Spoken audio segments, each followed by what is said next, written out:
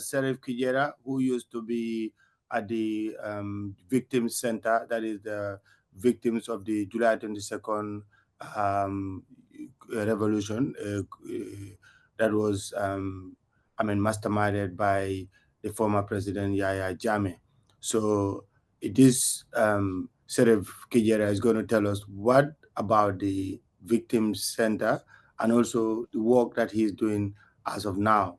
So welcome to Issues That Matter platform, Mr. Kijera. Thank you, Mr. Barrow, and thank you very much for having me. And thank you for to our listeners across the group. Thank you very much for the invitation. Okay, so to begin with, you used to be at the Victims Center. What happened? You left. There were a lot of expectation after the TRRC that, number one, you were going to be compensated or justice was going to be done to what happened to most of you during the Jammeh era. So what happened?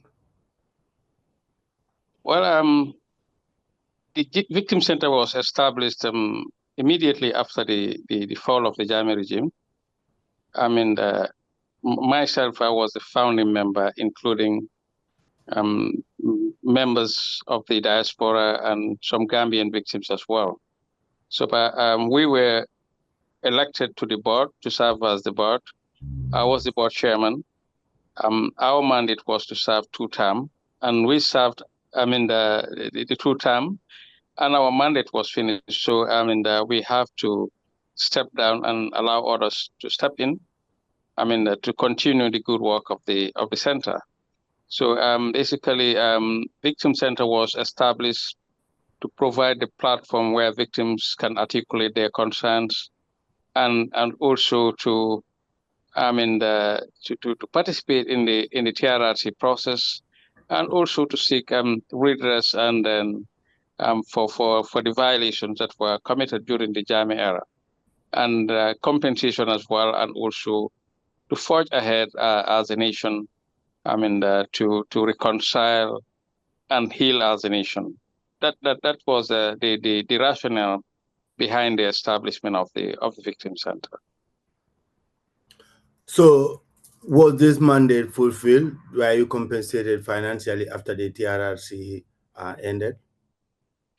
Well, at the end of the mandate of the TRRC, the Gambia government made an initial contribution of $50 million to the Victims Trust Fund that was managed by the former TRRC. Part of that 50 million, about 12 million was spent on the victims' livelihood support, and some victims also get some medical treatment program. You can remember some victims were taken to Turkey to receive some medical attention. All that the expenses came from that $50 million.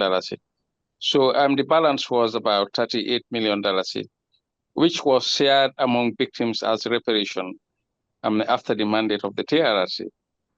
Some of these victims receive about 19% of the total reparation awarded to them. There are others also who receive a one-off payment of $50,000. Those were victims whose total reparation were not more than $50,000. They get a one-off payment by the TRRC.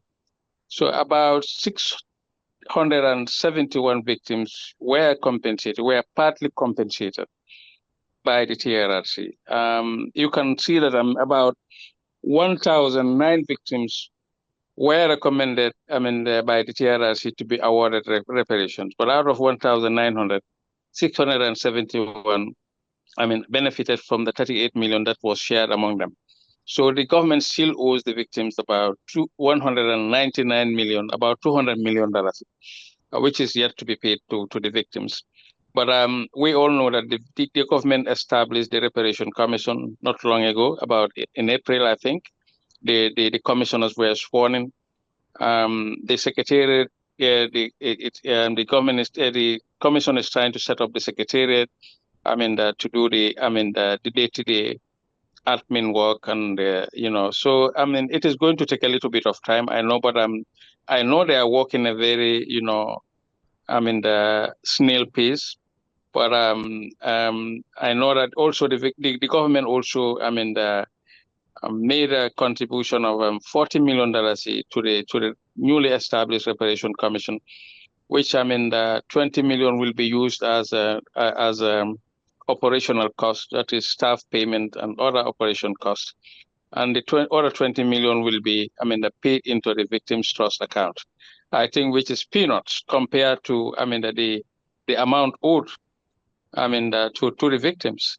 So that is, I mean, where we stand at the moment. I think we don't have a very serious government in place, because if you are looking at $200 million, I mean, compared to what the government, I mean, is spending on other, I mean, the activities or projects, I think the government is not, I mean, taking the plight of victims seriously. I mean, we can go back to the recently, I mean, the OIC summit that was hosted in the Gambia.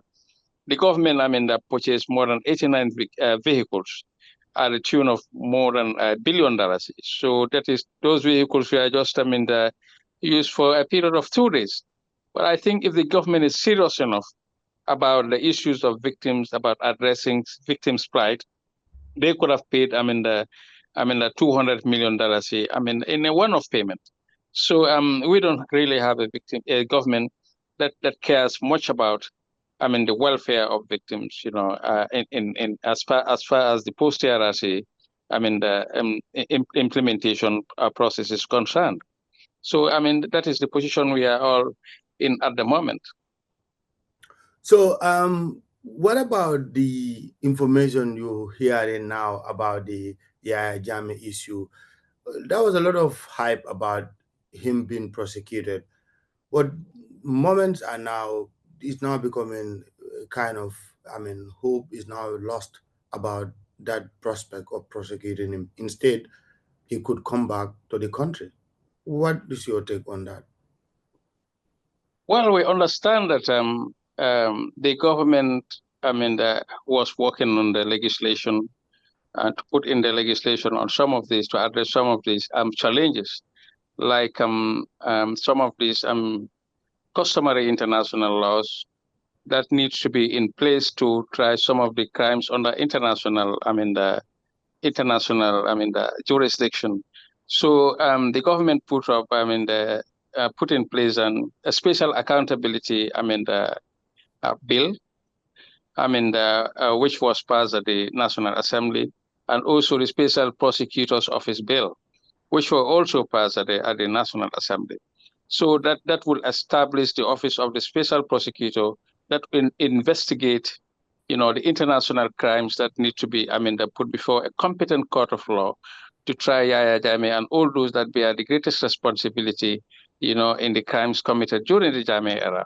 So, and also, we have a government that is entirely depending on foreign aid, I mean, to pursue these, I mean, these cases before the hybrid court or the special international tribunal that is going to be set up by the government.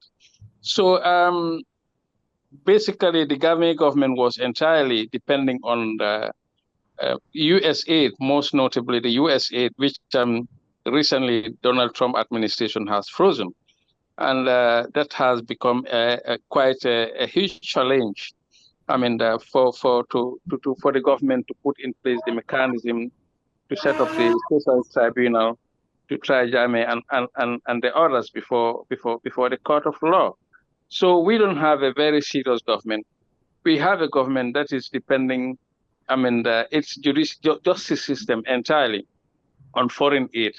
I think, I mean, that will not solve, I mean, the issues of, I mean, putting Jammeh and all those, I mean, that bear the greatest responsibility before a competent court of jurisdiction.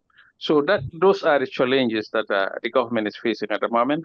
Lack of funds, because we don't. I know that for this year, the government, I mean, put in place about $20 million.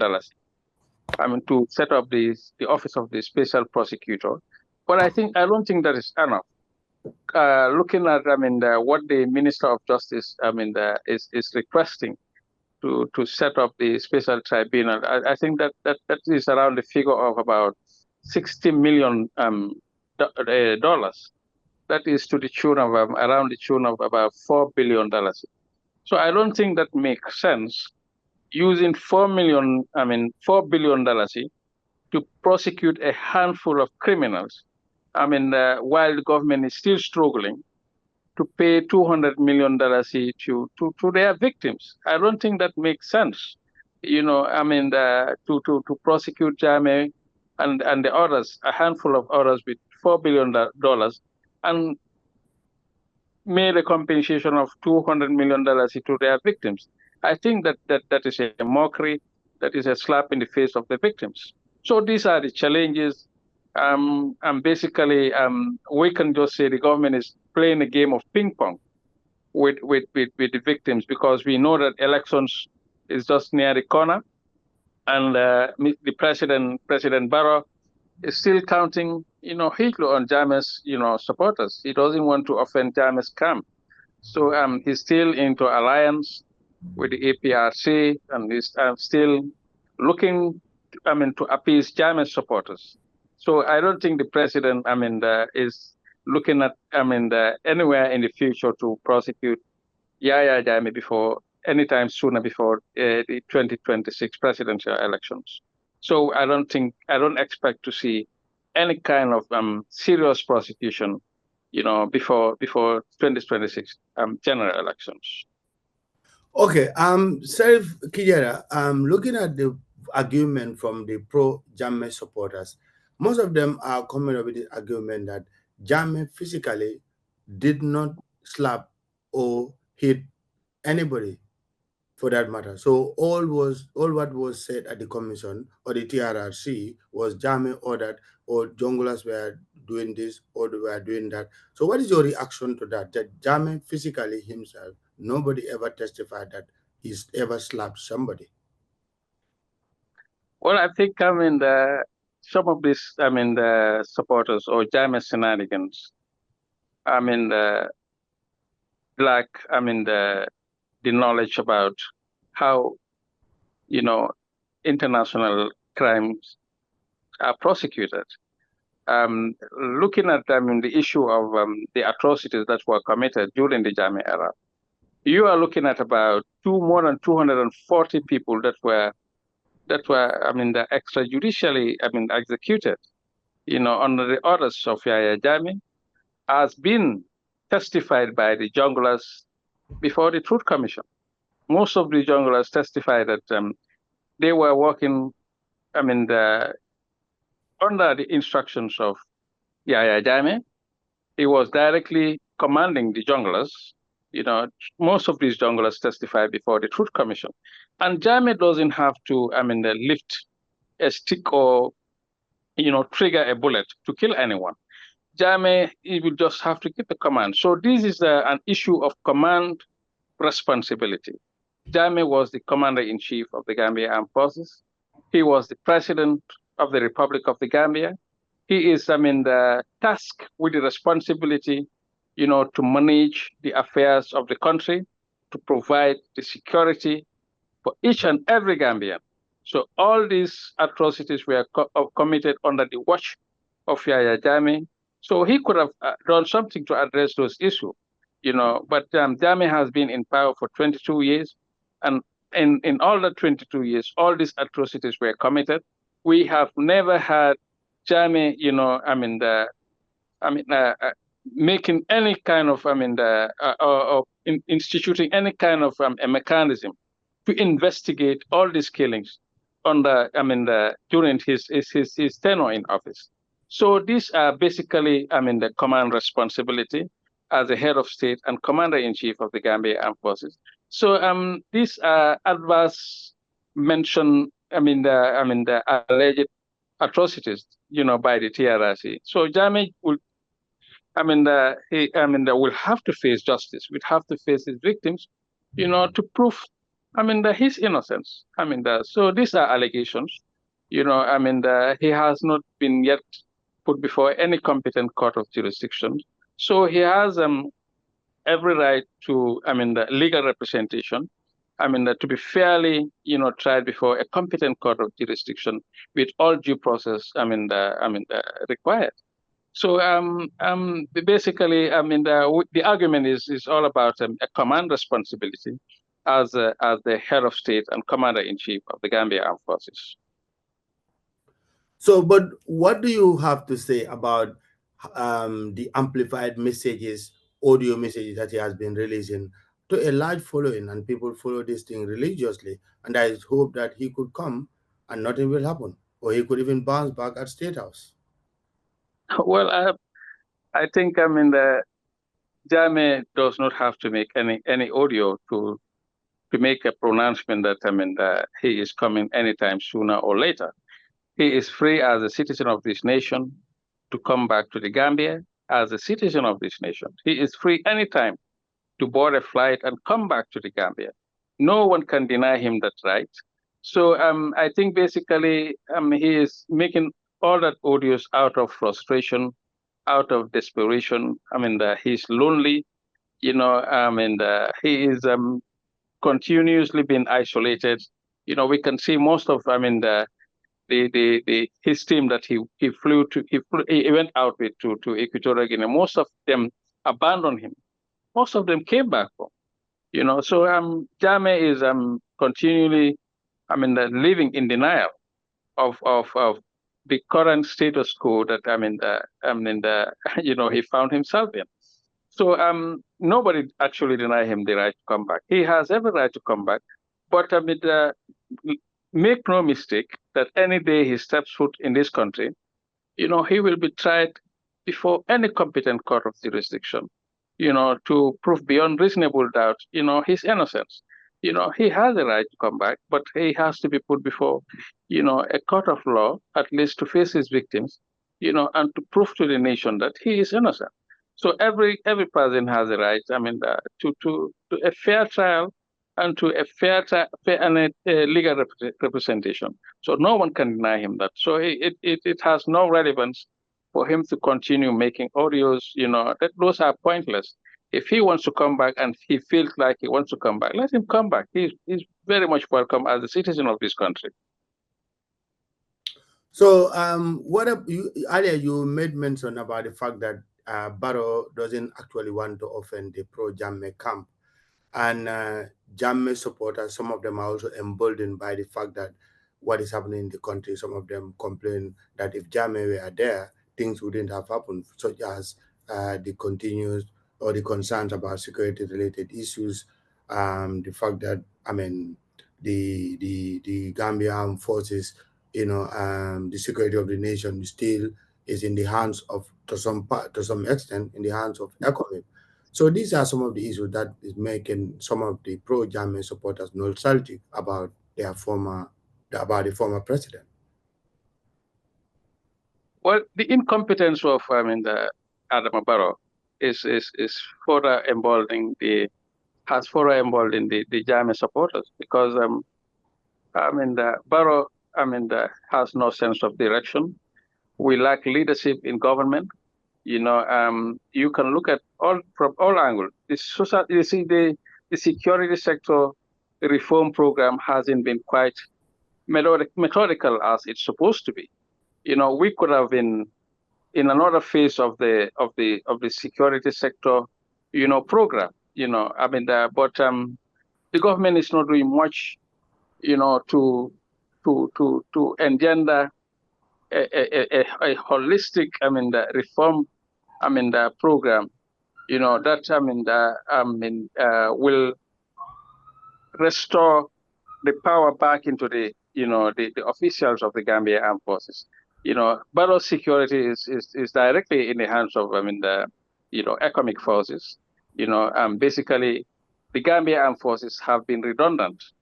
To, I don't know how to say it again, but our security, is directly in the hands of the economic forces, because as a reason that the SSR hasn't been quite methodical as it's supposed to be.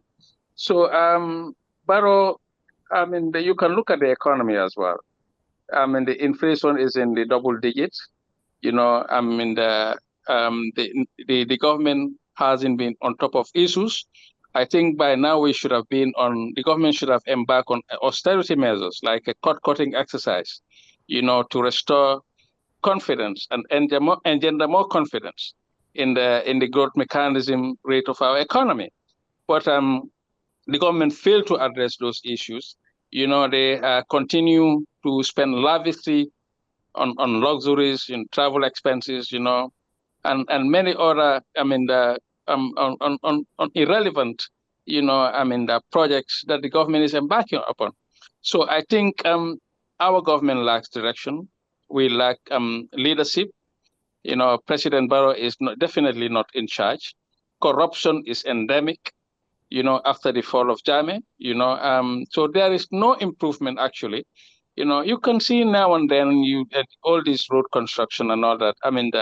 Yes, these are, the development projects that, that can never stop, but it has to be complemented by, the economic activities by the private sector led, growth, initiative to expand the productive base of our economy, and nothing much has been done also to address agriculture, the issue, how to mechanize agriculture, how to help the farmers, to subsidize the farmers. And, farmers, you can see the trade season was very, very poor, very bad.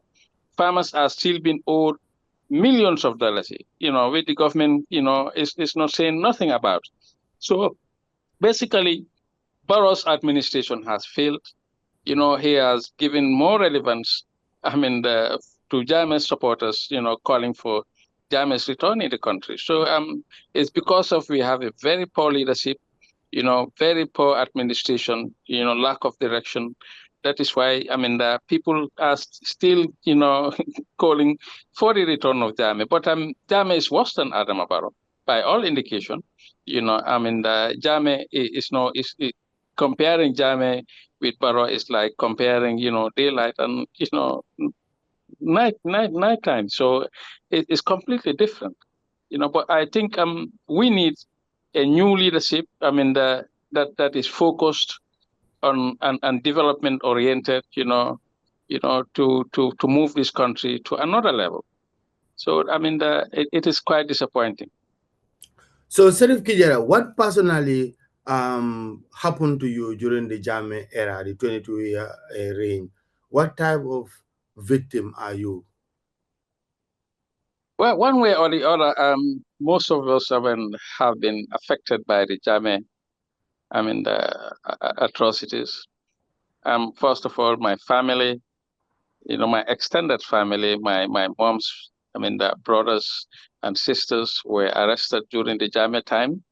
Mama Jawara, Ismaila Jawara, Sarah Nijata were arrested along with, Hussein Njai, Oje Jalo. They have been detained at the Fajara barracks for more than a year.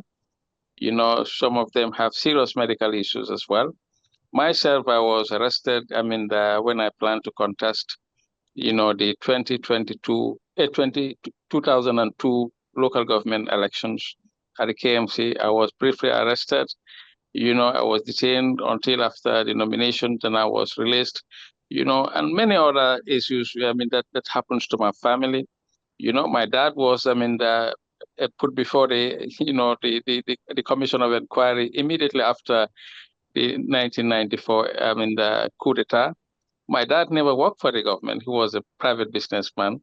But because of our relationship with the former president, Sadauda, so most of our family members were subjected to harassment, intimidation, detention and torture. So that qualified us, to the status of victimhood, and also to join other victims, to put a mechanism in place that will be a pressure group, to be also a liaison between victims and the government. To make sure that we hold our government to account, and also to hold Yaya Jammeh to account with all those that bear the greatest atrocities for the crimes that were committed during Jammeh's 22-year reign of brutal dictatorship. So, personally, would you be surprised to see Jammeh come back to power? Well, I will never pray for that. I mean, I will be disappointed if that happened. But God forbid that we go back to that era again. I'm sure Gambians would never let that happen again. I don't think any Gambian, any reasonable Gambian, I mean, will want, I mean, to go back to, the Jammeh days of brutal dictatorship. So I don't think Jammeh stand any chance, I mean, to lead this country again. I don't think the international community, the international world, will sit back and watch Yahya Jammeh, right back to power. So I don't think any civilized world will accept that. The issue But of but Jammeh's prosecution sorry for is. interjecting, but that international community allowing that would amount to interfering in our domestic politics. It all depends on No. governments. Looking at the context of Jammeh's, I mean, crime, it goes beyond our borders. There are other West African migrants, more than about 59 West African migrants, that were brutally massacred in the Gambia by Yahya Jammeh, that include 44 Ghanaian nationals, about, I mean, the 3 Nigerians, and scores of Togolese, Senegalese, all these people were affected. So China's crimes goes beyond, our borders. So it has an international ramifications, So Jammeh is not been hunted by only Gambians. He's been hunted by the international, in international law. So I think, I mean, the international justice, I mean, Jammeh will be put under the clause of the international justice. So even Barrow want to forgive, I mean, the Yahya Jammeh, the international community will not, sit back and watch. There are others involved, like 2 Americans were involved also. So America also has, has an interest. They have a vested interest in this issue. So it's not just about, I mean, the Gambia, pursuing Yahya Jammeh to be tried before a court of law.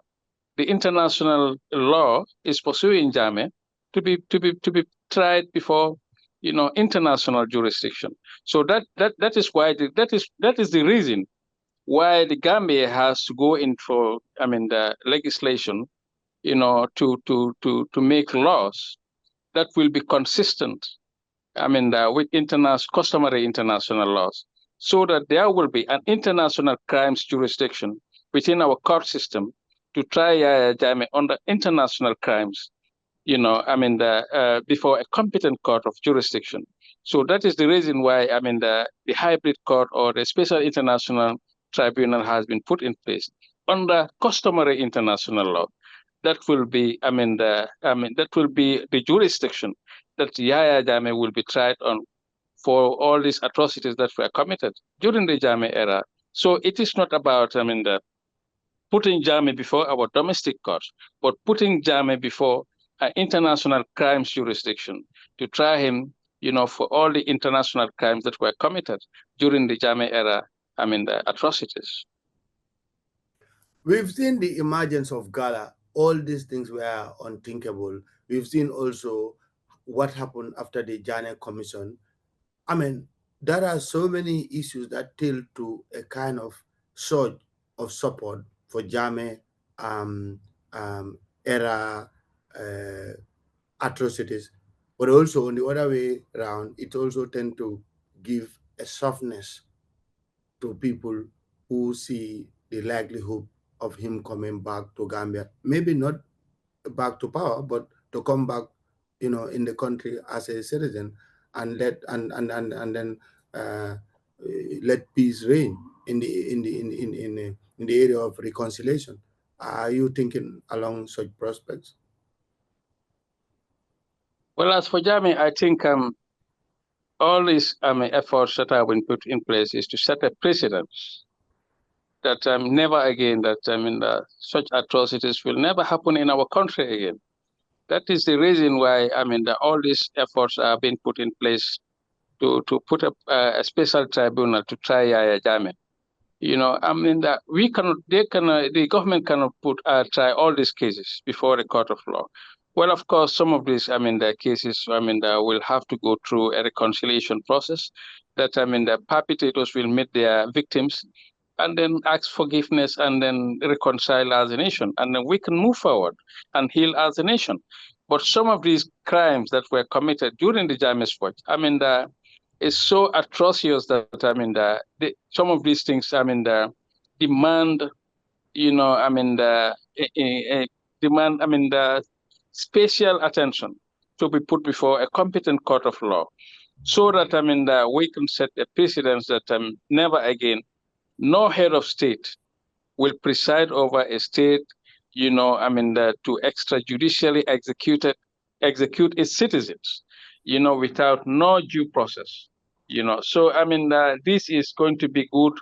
I mean, it is going to be enriching our jurisprudence, I mean, and also it will set precedents that that never again, I mean, such atrocities, I mean, that will happen in our country again. So Jammeh cannot be forgiven like that. He has always been bragging verbatim about putting people 6 foot deep and about killing people. So he has always been bragging about that. I mean, we have seen the killing of the 9 inmates at the Maitu Central Prison, which was unlawful. We have seen the execution of many others. The disappearance of Ibrahim Chief Mane, and the killing of Deira Haidara, and the torture and arbitrary arrest of many journalists like your colleagues, and many other, I mean, the political opponents of, I mean, the Yahya Jammeh. So these are the reasons that, I mean, the Jammeh cannot be easily, forgiven and then, allowed to come back and live in this country as a as a free citizen. But he's allowed to come back at his free will, to come back to the Gambia as a citizen of this country. But I mean, make no mistake, I mean, he will be put before the most serious form of accountability, to face his victims, to face justice, so that all these victims can have closure, and live freely as a nation again. But earlier you hinted that Barrow doesn't actually want to offend the pro-Jammeh camp. So do you think if Barrow were to come back to power after 2026, do you think that will ever happen? Well, if Barrow came back to power after 2026, I think there will be prosecution of Jammeh. But I know that for this 20, Barrow is very much interested to secure a third term. So he's very much, been mindful to agitate Jammeh supporters and the APRC camp. So like I say, we are not likely going to see any form of prosecution for Yahya Jammeh, anytime sooner before the 2026 presidential election. These things takes a process. It is a process. They have to start working on the extradition of Yahya Jammeh, which will take time. It is not just going to be, that very quick, to bring Jammeh and face justice. So it has to take time. It needs a lot of diplomatic efforts, both between Gambia and Equatorial Guinea, between them and our regional powers, regional players like ECOWAS, African Union, the United Nations. All these have to play their parts, diplomatic through diplomatic channels to try to secure the extradition of Yahya Jammeh from Equatorial Guinea. So that is not going to be that easy. So it is not going to be a matter of 1 year process. It is going to be a back and forth, and that is going to take beyond, I mean, the 2026 presidential elections. So we don't expect to see any kind of prosecution for Yahya Jammeh, I mean, anytime sooner before the 2026 presidential election. The other thing is about the TRRC. When lead counsel Esa Fall emerged from after the TRRC to join or to participate in the active party politics, a lot of people see it as something wrong because he was the lead counsel and listening to testimonies or evidence by witnesses about torture allegations meted out to them, only for him to use that opportunity to launch himself into government politics. So, and that too, a lot of people criticize. And the other issue is also about the Jammeh Commission, how the Jammeh properties were confiscated, subsequently sold virtually, like I say, in wall of one third. A car that was supposed to cost a price of maybe 50,000 or 100,000 sold at a very relatively cheaper price for everybody.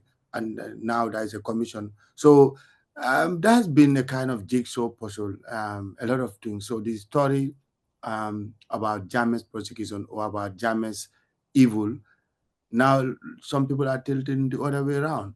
What is your comment on these issues? Well, I think as a file, executed his functions as the lead counsel of the TRRC competently, professionally, and exceptionally. He did an exceptionally good job at the TRRC. So one has to commend that. And I think he took a lot of sacrifice. He made a lot of sacrifice. To abandon his, international duties, to come back to the Gambia and to assist our truth-seeking process. I think one has only to commend him for, doing a very good job. That is for commendable. As for his intention, his desire to, to throw his weight in the political arena, I think entirely that is, his prerogative, his rights. He's acting within his rights as a citizen of this nation. To seek and contest for the highest office of this nation. So I don't have any issue with that. I think we have to accept that for him. Maybe the timing was a little bit of a concern. Before his departure from the TRRC, but it was at the tail end of the mandate of the TRRC that he made an interest of joining the political force of this country to seek for the highest office of this nation. But notwithstandingly, I think one has only to thank him for doing a wonderful job with the TRRC. I think he has enriched our traditional justice, and our truth-seeking processes. I think Gambia can be also commended. For giving a model, for coming out with a model of our Truth Commission. I think it's one of a kind in this world that others can learn and emulate and put in place, in their own context. And we have our peculiarities with other countries like South Africa, Rwanda, and many others. So, but we tailor, our own, the form of, the truth-seeking process, that really recognizes, our peculiarities with other countries. So I think it is a model, worth emulating by other countries. Every Gambian can be proud of that. We had a local ownership of the process.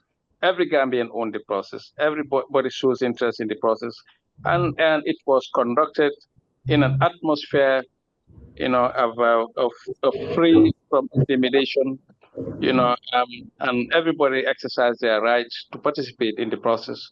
Both the perpetrators and victims alike, and others that were put before the commission to testify. So I think it is worth the commendable, and it is worth the thanking both the lead counsel, his team, the commissioners, and the entire staff of the TRRC for putting in place such a mechanism. That will be that will be a model for the international world. To learn from. So coming to the Jammeh Commission findings and recommendation, and how the government operates in this disposal of Jammeh's assets, I think, first of all, it is unlawful for even the commission, the Jammeh Commission itself, to dispose of some of the assets. That is not within the mandate of the commission. The mandate of the commission is to investigate, and allow witnesses to testify before the commission and put forward a report and recommendation to the president to accept and implement. So it is not for the commission to dispose of any assets. I think, first of all, that was, unlawful. And coming to the government and how the sale was conducted, it was also unlawful. There was no, a court order, to unfreeze the assets to be sold. I think also the witness, the adverse dimension should have been given an opportunity to appeal their cases before the Court of Appeal, and also the government to take the right measures to legally, to dispose of those assets. It should have been in a form of public auction where you and me and many other Gambians should know about the information about the sale of the properties, and then there should also be a full disclosure about the commission's report, including the body itself and the indices that accompany the report. But if you go to the Ministry of Justice website, you will only find the body, but the others, the indices are missing, and that contain all the evidence of how the sales were conducted and many other things that should be of the purview of the public. So basically, the entire exercise was flawed. It was clandestinely done by the Ministry of Justice and their friends within the government circles. You would see some of these assets like the vehicles. Vehicles costing more than $2-3 million have been auctioned for 15,000, 5,000, 75,000. So I think and even look at the cattle. How can you sell a head of cattle for about $10,000, $8,000? I think that was a 1/3. Among themselves, and for the presidents to come and say that he was not aware of all these things that were going on, I think that is false, because it is the president himself that set up the ministerial task force, to work on the disposal of the Jammeh assets. So I'm sure they report back to cabinet. Everything was discussed at cabinet level. So I think it is misleading for the president to say that he was not informed. He was not aware about the sale of all these assets. So you can see all these investigations by the National Assembly, the National Audit Office. It is just a fruitless, exercise. It will come to nothing. Some of these National Assembly members are already compromised. So people lose confidence in whatever they are doing, because you can see, that previously the National Audit Office made a report on the Jammeh Commission report, but the president never acted on the report, because the president assumed that audit reports are only mere opinion. So the people lose confidence in all these things. So this is why you see all these people coming out, like the Gala and many other civil society, leaders, and the public in general, coming out to vent their anger and their frustration about the level of corruption, this country is going through. I think it is sickening, it is disheartening, and it is very disappointing. So if we look at all these issues coming out to light now, don't you think it is giving pro-Jammeh supporters, giving them or making them more emboldened about the Jammeh issue now being on the spotlight, whether for the good reasons or for the bad reasons?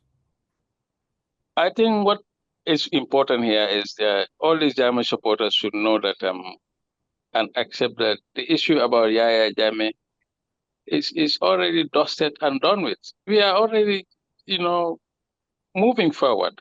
Jammeh is history. Jammeh will never come back to this country to rule again. Jammeh will only come back as a prisoner.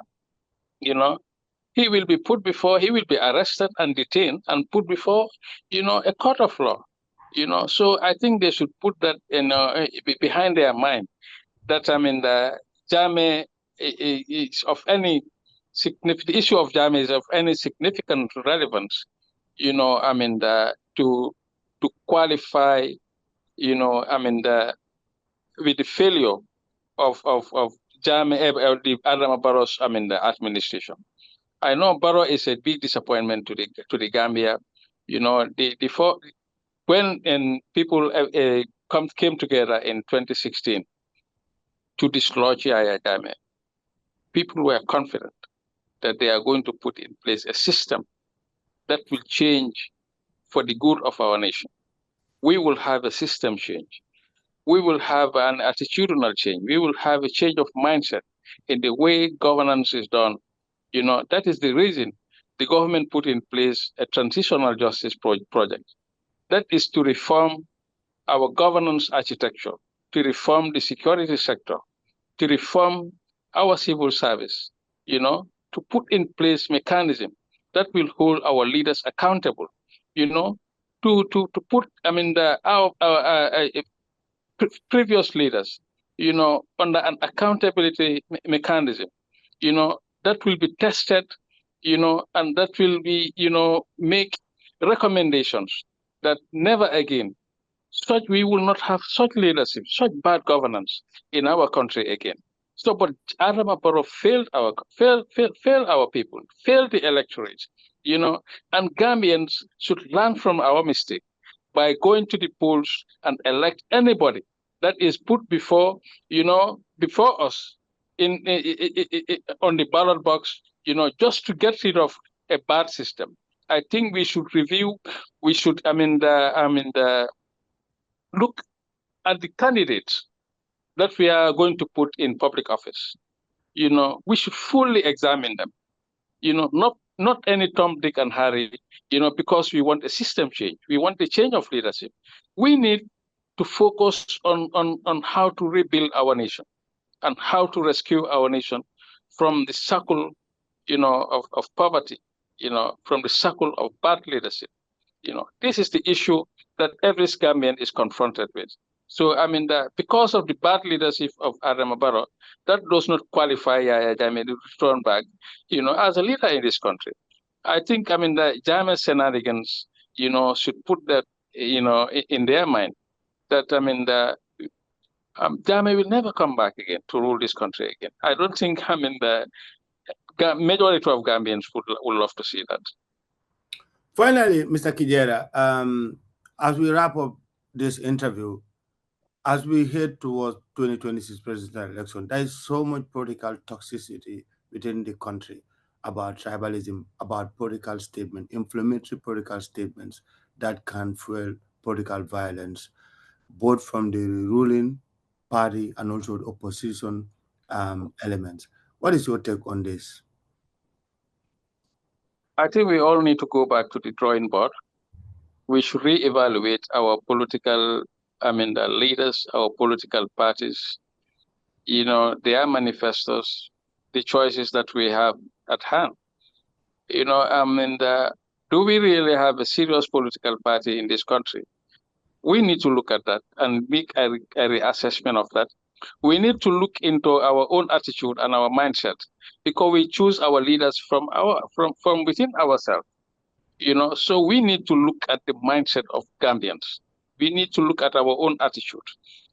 We choose Barrow from us, and we have many people like Barrow in the opposition as well. We can see different opposition cross-carpeting to Adama Barrow. How many political leaders from various political parties have joined, mortgage their party to the NPP? It's quite a lot now. So everybody is looking for, ways of, enriching themselves, but not in the greater good of our nation. So we need to look focused and see how best, we can move as a nation. I think if the opposition parties are serious, they should form an alliance, to join hands and see how best to rescue our country from the poor state of leadership that we are facing at the moment. But everybody wants to be a leader. Everybody wants, to be there for themselves, no, but not for the general public. I think we need a reassessment of that.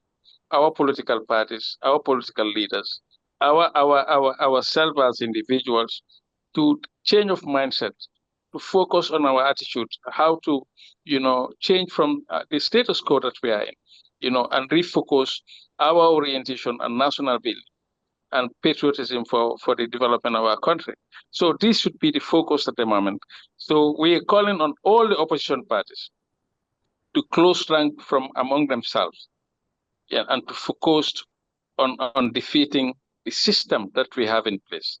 Defeating the system that we have in place, there is to put a single candidate that will lead the entire opposition, to victory in 2026. We cannot continue, with the poor leadership of Adama Barrow.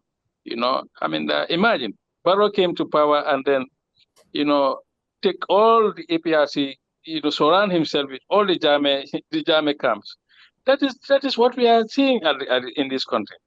Look at the National Assembly; it's headed by the APRC. You go to State House, you go to any other place, all is being surrounded by Jammeh and all the other greedy political leaders that mortgage their party to the NPP. So we are not a serious nation. I think we need a change of direction. We need to focus and reorient our focus on national building rather than the self-development. Thank you so much, Serif Kijera, for your time, for talking to issues that matter. We hope we continue having you in our programs, in our social programs. Thank you so much. Thank you very much, Mr. Badi. Thank you for having me. Thank you. Thank you.